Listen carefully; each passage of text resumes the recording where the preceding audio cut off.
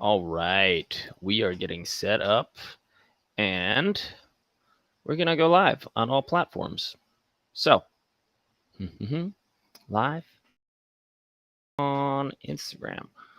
Hopefully, somebody edits this later, but if they don't, I'm not going to stress about it. Hello, Instagram. Hello, YouTube. Hello, Facebook. And welcome to the Better at Beach Volleyball podcast. My name is Mark Burrick, and today we're going to talk about weird setting advice. That is the goal today. Now, I'm seeing a few posts on social media, on our Facebook groups, so specifically volleyball tips, get better at beach volleyball.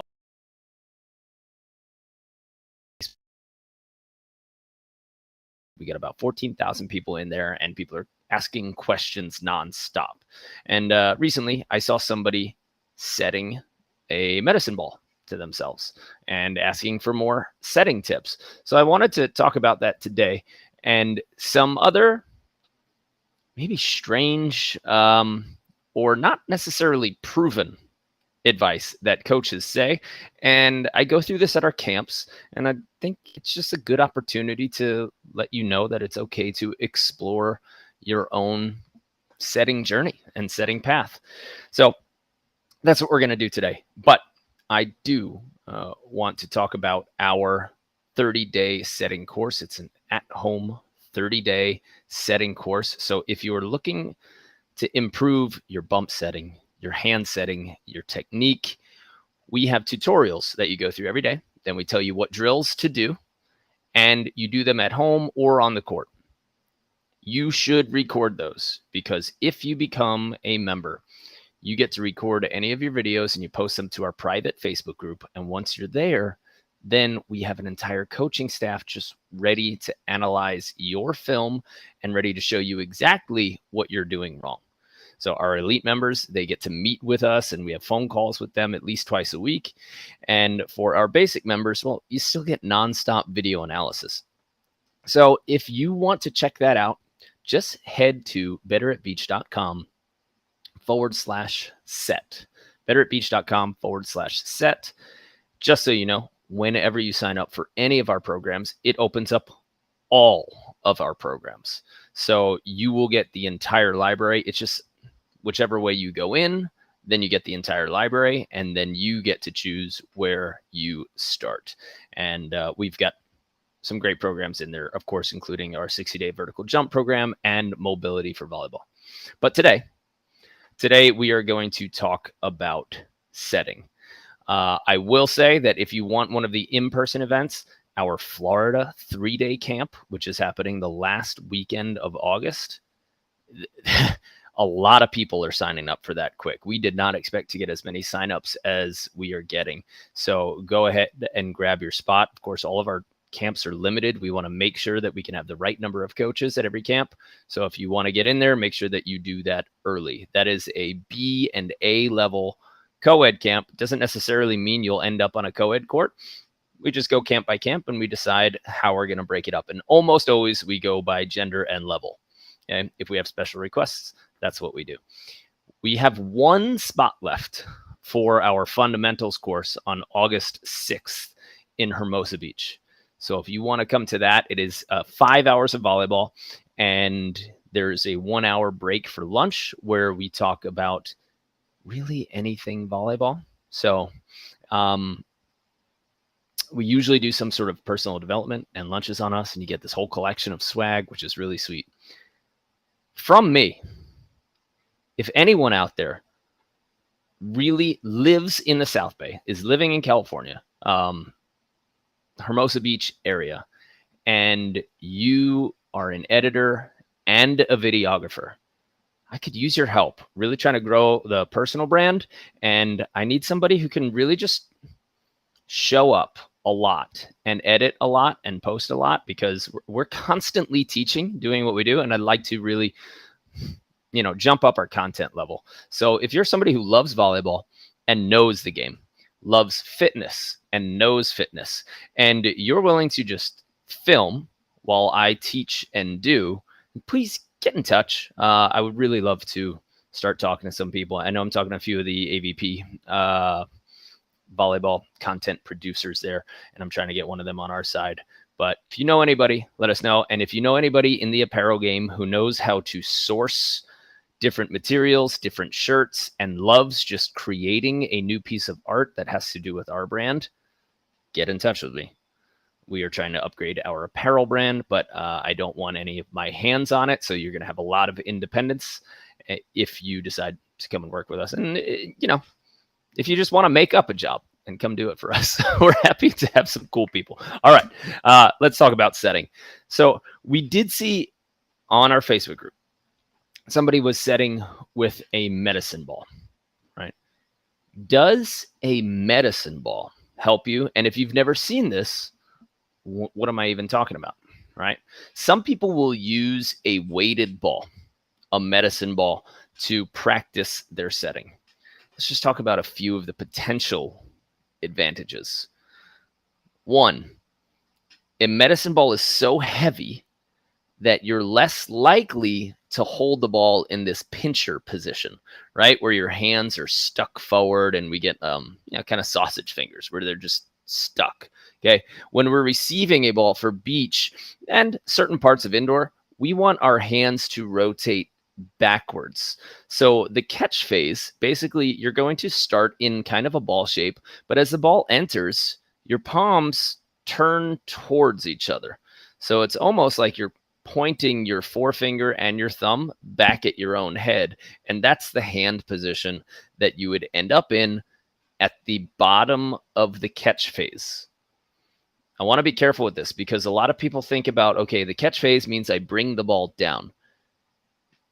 Your hands receive the ball like a trampoline, but your elbows should go up. So on the catch, your elbows might be going up, or they might be frozen, or they might be stuck in place. They're not going to bend and go down. You really, with contact with the ball, you don't want your elbows going down and you don't want them bending. Some people, if you notice pros and how they set, like very good setters, you might see that their elbows bend a little bit more when they're contacting the ball. Sometimes it's an optical illusion. In other words, they're matching the speed of the ball, so their hands are going down, and then hopefully if it's a legal set, they're neutral or going up during that set. Okay. Another way to visualize this is a trampoline. Like imagine you're holding a 18-inch trampoline in your hands and there's a ball falling towards your head.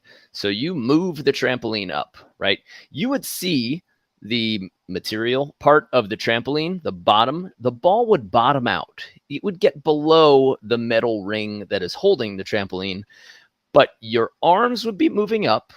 It would look like the ball went down past your hands and then come up. That is a pretty good visualization for what a set should be. As your arms go up, you receive the ball with your hands. So your hands end up tilting back, and then your arms continue, and then your hands push forward, extending through the fingers and thumbs. Some people finish like Superman. Some people just finish straight. Some people like to extend and flare out. Every set's different. Every set needs different power. So some of them you're really going to extend fully. Some of them you're not going to extend at all. That's a lot of personal preference, and we see a lot of the world's greatest setters doing it in very different ways. Okay, so you can extend fully, but I mean, Bruno won a world championship, and he almost never gets beyond 90 degrees with his elbows. The important part here is we're talking about a medicine ball and how can it help us, or does it? Okay. If you set a medicine ball, you're likely not going to try to challenge the weight and the momentum of that medicine ball with your fingers. So you're almost forced to receive it. The dangerous part about this is if your hands get too soft with a medicine ball, you might hit yourself in the nose, teeth, chin, whatever. So you do have to be really careful when you're using this. I think it's stupid to use a very heavy medicine ball if you're training for setting. Find a weighted ball that's as light as possible, as light as they make them. And then maybe you might start getting the feeling of how the ball should bring your hands back, should bring your fingers back before you end up setting forward. Okay. That should be the feeling. The ball brings it back. And a medicine ball can help with that feeling. Some people talk about a medicine ball in terms of, okay, well, it gives us strength. So in other words, it makes our fingers stronger. I could get on board with that, but I don't think people who are bad setters are bad because their fingers aren't strong enough to do it. So if you're ending up spending time with that medicine ball more than you're actually having somebody watch you, having somebody teach you what your hands look like, putting yourself in slow motion while you're setting, those are going to be so much more valuable than you getting half of your reps with a medicine ball to try to teach you. If you want help, if you really want to learn how to hand set, go to betteratbeach.com/set, sign up for our setting program. I guarantee within a week, you'll be a better setter, but it's a 30-day program. You are going to be a very good setter at the end of that 30 days because we give you daily drills that you should do at home and on the court. So please, if you're looking for setting help, or you're afraid or shy, or you're still getting nervous that somebody's going to call you for a double or a lift, just sign up with us and we'll be ready to help you out. Okay. But again, is there transfer? Is there transfer with this heavier ball? I don't think so, right? I don't think using a different object that's a different size, you're going to get a ton of transfer that's going to be useful for you. This just isn't the best bang for your buck. They have that weighted ball, the setter, and it's okay, but you're not going to toss that setter ball, the heavier ball, to maximum height. So you're not going to be getting game-like reps, which experience the absolute most transfer, right? You need to set volleyballs in a game situation more in order to be getting better at setting balls in a game situation. So if don't waste your time setting a medicine ball consistently and spending extra minutes and extra hours doing it when you should be setting off of somebody's platform in a game style and then critiquing from there and learning how you do it. Okay. Another one thing, like last point on the medicine ball thing, is it does help you absorb it, right? It will help you absorb it. It can be a little bit dangerous if you start trying to go too high. So I would recommend very small touches against a wall, like on your own, so that it's not getting crazy out of control. And hopefully, maybe, since that ball is bringing your hands back, you get that little extra flexibility, extra stretch out of your hands. But it's not a solution to teaching you how to set. You need a coach. You need somebody who's watching you and who's going to do it. So remember that trampoline vision, when your elbows go up, your hands receive, your arms keep going, and then your hands go full out. So your hands start from neutral. The ball enters, so your palms turn towards each other, almost like you're pointing at your forehead with your forefingers and pointing at your chin with your thumbs, right? That's that receive position, or the bottom of your receive position. And then you can extend out from there. Okay. That might help, but the heavy medicine ball, weighted ball, it's not your answer. Okay. Next, coaches talk a lot about net foot forward. If you don't know what I'm talking about, when we talk about setting, almost all elite coaches are going to say, hey, you're going to end with your net foot forward. What does this do? So if the net's on, if I'm a left side, if I'm playing left side and the net ends up on my left side, when I set my partner, my last two steps are going to be right, left. So my left foot is my last step, and it's closer to the net, and it gets a little bit forward. We're told, and sometimes we even teach, that this prevents oversets. Maybe. Maybe not. This is one of those theory things that has not been tested. So there hasn't been a coach or a program that coaches everything the exact same way, but he takes 1,000 of his players and he says, make sure that your off foot is forward. And then with his Tuesday group or whatever, the other 1,000 people in this test, he says, okay, make sure that your net foot is forward. We don't actually know if that is more likely or less likely for you overset. You can argue, well, of course, your hips are a little more towards the net, so you're more likely to overset. You can argue that, but there is no proof. So I'm telling you that right now. We haven't proven it. We just think it's a thing. Okay? What having your left foot forward does do a little bit more is it allows potentially a better entry path for the ball. So if your right leg is forward, then if you're not twisting your body, you've kind of hidden your shoulder from the ball. So now the ball is approaching like from the back of your shoulder instead of approaching your chest, right? It's easy. If your net foot is forward, then your chest and your hips are a little bit more open to the ball as you're receiving it. So you might have a better chance at setting it, right? Or setting it cleanly because you can receive it. That could work. Again, this is what we teach. It's what all the world's best players do. So we're going to keep doing it until somebody's willing to run that test. Okay. The last thing that I think is pretty legit is also the balance portion. So when you make your left foot or your net foot your last step, it gives you this kind of stopping motion where on your last step, you can extend it a little bit more laterally, a little bit wider to the side, and that will stop your momentum. That final one will stop your momentum so that you can have a little bit more balance when you're setting your partner. Okay. So as you're running to the net, imagine that you like pushed left. So I'm a left side, right? I'm approaching the set and the net's on my left side and I went left. And then my last foot was my right foot. Now I might end up maybe in like a weird crossover pattern with my legs or a little I formation. And we just don't love that. If we're following the ball, it feels easier to have that net foot forward and make that your last step so that is your stopping set. And it's pretty good calculation for where you're going to go. Okay. But, we see people doing these medicine ball things. Has anybody ran a test of can somebody set a ball farther if they use a few of the medicine balls and then a few of the regular balls? I don't know if anybody's run that test.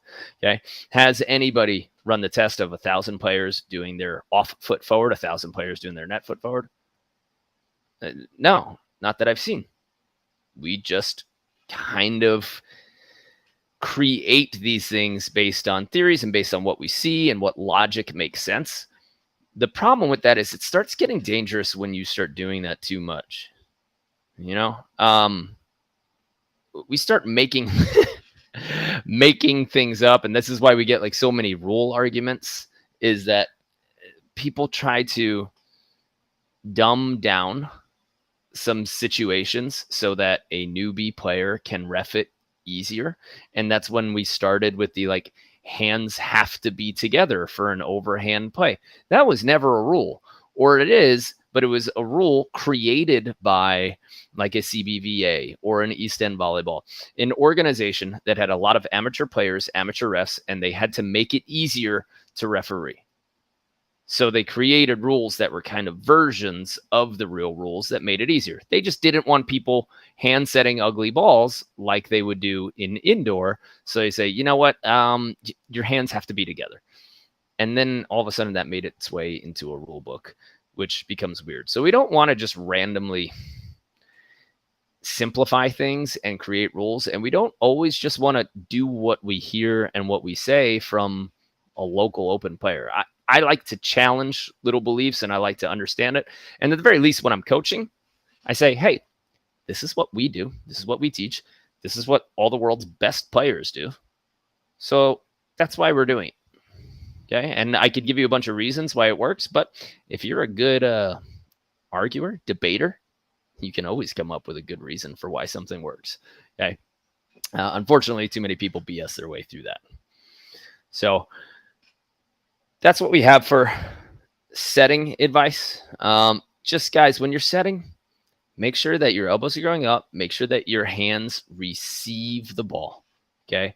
And if you are learning to set or you don't feel confident, please talk to your group of players, talk to whoever you play with, and say, for this session, can we just not call doubles?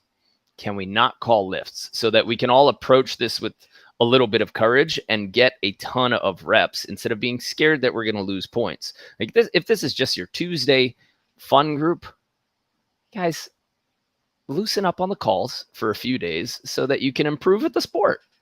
And it'll be a lot more fun and you'll get a lot better. When we do it at our camps, our 3-day camps, our classes, and our 7-day camps, we don't call doubles. So if you come with us, you're going to have 3 to 7 full days of volleyball, and no one can call double on you because we believe that you should get as many reps as you can trying to do this. And we know that the volleyball culture kind of discourages you doing it on the court. And then if you're a grown-up or somebody who only has 2 or 4 hours of volleyball to play, and that's the most you can get away in your life,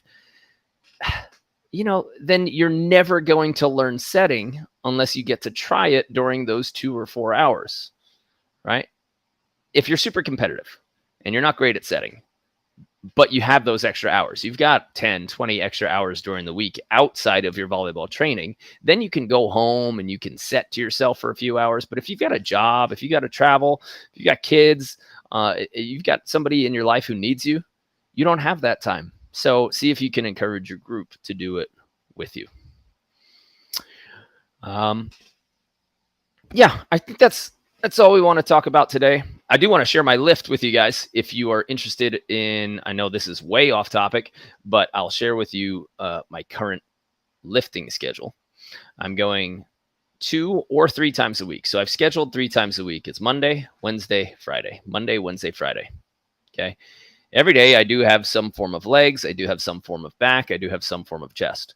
But I've alternated it to be a light and fast day and a heavy day. I'm always trying to be fast, but I know that I want a little bit of extra speed and quickness on one of those days. And I know that my light fast day, it doesn't gas me. It doesn't hurt or take a long bout of recovery for me. I'm doing it Monday, Wednesday, Friday. And if I miss a Friday or if I miss a Wednesday because I'm traveling for camps on the weekends usually, then all right, I pick right back up where I was. But my first set, I'm doing, so for my heavy days, I'm doing 4 sets of 3. 4 sets of 3 hex bar deadlifts. A hex bar is that little hexagon that you step into, and then you can lift that. I do that at about 85% of my 1 rep maximum. That means the weight that I choose is 85% of the most that I could lift. Now, I've scheduled this for 10 weeks. So that's my starting weight. Okay, I started at 85%. After every 4 sets, so after I complete the exercise, all the sets in an exercise, at the end of that, I write E, M, or H. If I get E or M twice in a row and I didn't have a hard, I can move that up. That means that I can increase the weight next time, but I have to do it twice in a row. I want to make sure that I just wasn't feeling like it was a great day, that I got 2 legit ones in a row. Okay. If it's an M or an H, or there's an H anywhere in there, I'm actually like, an H for hard. That means that I'm not going to move that weight up. I'm going to push it until I feel like, that was medium intensity or better, right? Then I'm allowed to move that weight up. So I do 4 sets of 3 hex bar deadlifts. This is my heavy day. After that, what do we do today? Then I do a superset. And here's where this becomes a little non-volleyball because I'm not competing anymore. I'm not necessarily training for volleyball. I still want to do max weight on my legs just because I'd like to have the potential to jump. But I would add a few more jumping exercises in this if I were designing it for volleyball. Right now, I'm playing a lot of pickleball and a lot of tennis and some volleyball. So I get a lot of my agility moves and sprint work on the court. Okay. So after 4 sets of 3 hex bar deadlift at 85% of my 1 rep max, then I'm moving on to supersets, 4 sets of 8 in bench press, pretty useless for volleyball players, and RDLs, pretty good for volleyball players. But the rep scheme that I'm using, you might want to avoid it if you're a volleyball player because I go higher reps. So I go 4 sets of 8. That means 4 sets of 8. So my first set, I'm bench pressing at 70% of my 1 rep max. That's where I started, and I can increase using the easy, medium, hard rules. And then same thing for RDLs or straight leg deadlifts. I started at 70%, and I will increase over the 10-week program. Okay. I have to have easy or medium for 2 of the same workouts in a row before I increase my weight. This was a huge mistake that I made for a lot of my career. As soon as I felt like I could lift more weight, I would do it within a session. Very unscientific. I don't recommend it. Stick with it. This is a long-term game. So make sure that you have 2 easy to mediums for the same exercises. Then you can increase that weight if you want to. Okay. 4 sets of 8. We're talking kind of strength building, almost hypertrophy. So that's like the little 8 reps is the line between developing max strength and developing hypertrophy. This, again, is not a rep scheme that I would use for volleyball players. Okay. My next one, this is where I'm going to chin up. So it's a superset. I do chin ups and barbell shoulder press. For chin-ups, I started at 5. So I do 2 workouts at 5 chin-ups, 4 sets of 5 chin-ups. Every 2 workouts, I move that number up. So then I go to 6, 4 sets of 6. After 2 workouts at that, then I would go to 4 sets of 7. I'm supersetting that with barbell shoulder press, strict barbell shoulder press. It means I can't use any bounce from my legs. And that is, again, 4 sets of 8. And again, that 8 rep scheme, that is the line between strength building and hypertrophy, which is not where most volleyball players should be. Okay, you should be at lower reps, or you can go lighter and fast. But I'm trying to put a little bit of bulk on. Most volleyball players don't need that. They need speed and maximum strength. Okay, that means lower reps, lower than probably 1 to 6 reps is where you're going to go for max strength. Okay. When we go to my final exercises, these are my bonus exercises that I can just choose, but I do rear delt flies, which means that I bend over and I have dumbbells in my hands and I spread my arms like I'm flying. Okay. Those are for my rear delts. And for those, I use a very lightweight, and I'm doing 2 sets of 25. When you're doing arms or peripheral things, it's so hard to calculate what your 1 rep max is. And we don't actually follow the same rules that we do for compound lifts, because this is probably a whole different podcast episode. But anyway, because when you're doing those compound lifts, it takes you so long to recover, and there's so many muscles involved. When you just do bicep curls, it's your central nervous system doesn't need that much time to recover. You don't need that much to repair. There's fewer muscles for you to repair, fewer muscle fibers. So you can go a little bit higher reps and not really worry about it. So for me, I choose high sets of 25 because that's going to get me good balance, good fatigue, and a little bit of shaping. Since I'm not playing anymore, I get to try and shape my body a little bit. And for fun, for anybody who's out there and needs some biceps, I leave on the table 2 sets of 25 for biceps. So I can just fly through those. I do rear delts, biceps, rear delts, biceps. You'll notice that each of my supersets are opposing muscles. So if I did RDLs, I supersetted that with a bench press. That means that my chest, my triceps, and my shoulders, they should not be fatigued too much from my RDLs, which is a leg, glutes, hamstring exercise, right? So I'm not challenging any of the same muscles. Similar with when I superset my chin-ups, I'm using my biceps, my back, a little bit of my triceps. But when I come and now I'm doing my barbell shoulder press, then I'm using a little bit of triceps, okay, and a lot of shoulders again, and maybe you could argue some upper pec. But when I choose my supersets, I make sure that I'm not using any of the same muscles, so that they should be fully recovered in order for me to get that. Okay, that's what I did today. And so I only gave you my heavy day. If you're interested and you want to get on my program, number one, you can just do the 60-day max program, which is specifically for volleyball players. And that's what I would use if you were competing. I would put you in our mobility for volleyball program, make sure that we get your motor patterns right and we get you healthy. Then I would add you to the 60-day max vertical program, which is starting to increase your strength. And it has a lot of jumps built into that program. If you are interested in getting any of my quasi volleyball programs, we're talking about a little bit of extra hypertrophy, but still keeping your athleticism at a very high level. That's how I'm working out now. DM me, shoot me a message. We'll get you on the program and we'll start building it for you. Okay.